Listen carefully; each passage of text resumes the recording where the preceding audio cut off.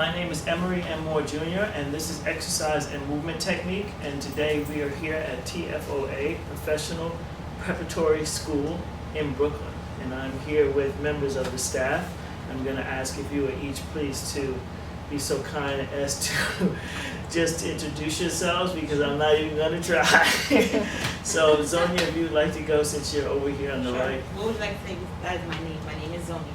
Yes. I'm a teacher here at Professional Prep. I'm going to be teaching first grade this year. Okay, wonderful. And I am Jamie Hashoy. I am also a first grade teacher here at Professional Prep. I'm Rosalind Jarvis, first grade teacher here at TFOA. I'm Nancy Ahmed, also first grade co-apprentice teacher with Miss Jamie. so this is your first year here. It is my first year. Wonderful. Okay, so I know that you guys, how long have you been teaching? So this will be my 15th year in the classroom. 15. And you're only 19. Oh my goodness. This will be my 5th year in the classroom. And how long? I'm starting my 5th year. So you're the most senior Yeah. in years. Well, today we're going to be basically discussing how, the challenges of staying well and fit in your profession. What would you say an average day here is in terms of hours? How many hours would you put in a day? Wow. That's a question. Depends on what time of the year. Okay. First of all, but probably about 10 hours, 10 to 11 maybe. Well, no, our set schedule is about 10 hours, right? Because our 10 to set schedule is from 7:15 to 5:30. I But see. on average, we're here much later than that. Well, right. I didn't want to say something crazy like 14 hours, That's- even though that's that's definitely accurate. That's accurate. very possible that we're So let's just say on an aggregate from 10 to 14 hours a day, plus I'm assuming you try to have a home life. I know some of you have children and you may want to have a significant other. How do you find time, or do you find time to take care of yourselves? So, That's the answer. I'll try. shoot. So yes, we do have long hours here, so I try to eat healthy. Okay. And some of the techniques that you taught us last year, as far as breathing and the movement in the classroom, model it for the students, and that's also my little exercise time as well. Try to loosen up those muscles that tighten up throughout the day. So you try to exercise with the kids a little. Yes, because I'm with them from 7:45 to 4 o'clock, so a large chunk of the day is with them. Right. And how much exercise do the kids get? Oh, they get plenty of exercise. Outside of the classroom, they have soccer, they have recess. On rainy days, we do indoor recess, which they all exercise in the hallways. That's wonderful. Isn't that a bit unusual? Because I don't think that that's the norm, is it, in city schools? For what? For them For to. them to get that much activity? It's not normal. As a matter of fact, I believe during testing periods, right before testing, they take away recess and add in test prep time. But I believe that now there's kind of been a paradigm shift where there's less activity for the kids and more emphasis on testing. But I believe you're about to make another shift, because aren't they about to implement Common Core, which is a completely different standard for teaching in the city? Well, Common Core is something that we've adopted prior to this school year. I mean, I can't really speak for what New York City Public Schools are doing. I can only speak Okay. sort of from a charter perspective. And all of the charter schools that I've worked at have always had a pretty big physical component for the children. Okay. That's not something that is absent. Well, I know that this particular school has it as a mandate to try to inculcate as much Absolutely. health and fitness and wellness in the everyday, which is why I actually Yeah, the came. children aren't allowed to eat any junk food. We don't serve anything. I didn't know that. Yeah, they're not allowed to even bring it from home. It has to be 100% juice. They can't have potato chips.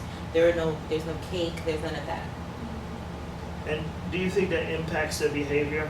Absolutely. Definitely. So, I think that our students are, in seeing how we kind of deal with stress or stressful situation, they can respond in when they're in a similar situation. So, that in isolation, again, watching how we behave and Sure. kind of acting in the same, but then also with them not having tons of really sugary things for breakfast. I definitely see from my class that they're not kind of all over the place or kind of swinging from the rafters. There's a sense of peace and a sense of calm. And it also trickles over in the conversations that they have. So if a classmate brings in an unhealthy snack, before I can tell them, put it back in your book bag, one of their classmates will say, you know, that's not 100% juice, or we don't eat cupcakes here. And I've also noticed in conversations with the parents that the kids are going home and saying it as well. That's amazing. And what I think, kind of to just add on to what Roz's point and Jamie's point as well, is that the beauty of it, I think, for me, that I noticed that's most noticeable with the children is their willingness and openness to try different things. So we'll have as snack, they may have red peppers. Wow. And that's their snack, and they will love it. They will have blood oranges. They will have they'll have star fruit. They will, and they're so open. I mean, kindergarten last year especially was just so open and excited about all these different things that they have for snack. That things like bananas and strawberries, they're like, oh, okay, like that's fine, and they would eat it. But they were always looking for like what's going to be different about snack. They're definitely open to like trying new things. So that's not something that you may have seen in the beginning, but again, if you model it properly and you kind of set them up for success with, wow, this is something that's really great for me and all this, by the end of the year, they're really looking forward to trying new things. So like, we haven't had red peppers in a while. I like red peppers. Well, that brings up an interesting point, because a lot of parents, I think, who have been feeding children a certain way that's not necessarily healthy, when they are appraised of an idea that maybe they should make a change, I think they're intimidated by thinking, oh, my children won't eat that, or my children don't want that. You know, I hear that a lot with, oh, they won't eat this. And what you're saying is that basically That's not true. They follow your model. So if you are excited about it, they'll be excited about it. Absolutely. well, there it is. You know, they follow your model as an adult, and so it's going to start with the adult. So if the parents are eating crap, the kids are Or going if to eat they're crap. turning up their nose at something Right. and all that kind of stuff. I mean, you have to be very careful. I know that for a while I was a little tired in the mornings and I'd like to try a Red Bull. The students definitely got Yes, we had the onto. Red Bull discussion They earlier. definitely got onto that was not healthy, and I only needed to say one time that this is not something that, Sister Hashaway is supposed to be drinking. This is really Sure. unhealthy, and they definitely stayed on top of me. They were like, that's not healthy. That's not good for you. Sure. So, I mean, in me knowing that I've got to be a role model for these students, it definitely helped me to not get into that temptation as Well, often as I my mother also credits me a lot with her changing eating habits, because I changed eating. I stopped eating red meat when I was 16, and yeah, I refused to do it, and it was like kind of a revolt in the house initially. She was like, well, if it's steak is not good enough for you, then, away goes the plate. And, anything. well, I went to my grandma's, and, grandma will feed you. So, but, slowly over time, she definitely changed and modified the traditional way that we ate, which I think a lot of people are afraid of getting rid of the traditional way in which they eat, not understanding that you can modify things. You don't have to throw away the traditional dishes.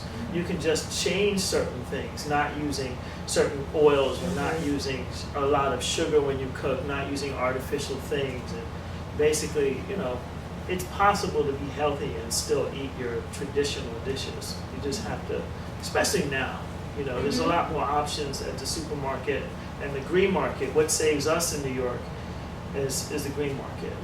And I'm a seasonal eater, so I'm so thankful for being able to go and get fresh food. I think there's also a balance as well, because when you come from a traditional background, whereas me, I come from an Asian background where our food is saturated with oil and all sorts of salt, because the more salt you add, the more flavor it gives. Right. So looking at my family, looking at my mom, my dad, who has had diabetes, who have had high blood sugar and pressure. I have an older sister. I try to tell her all the time, eat healthy, stop adding so much sugar, stop adding so much oil. She says to me, oh, I'm going to get it one day. It doesn't matter anyway. It's about getting rid of that mentality.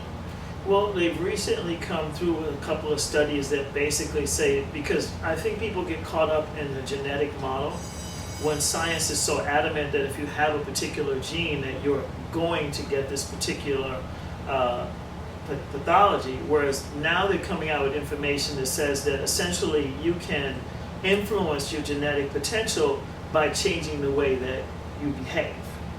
And this is something that common sense would have told people, and I think that if you are taking responsibility for your own health, it becomes a whole different pathway. You know, of course, you may have a potential, which is more reason why you should not go down that road. You know, if you know you have a potential for becoming diabetic or hypertensive or something like that, then you should be even more strict with your diet and trying not to have that happen.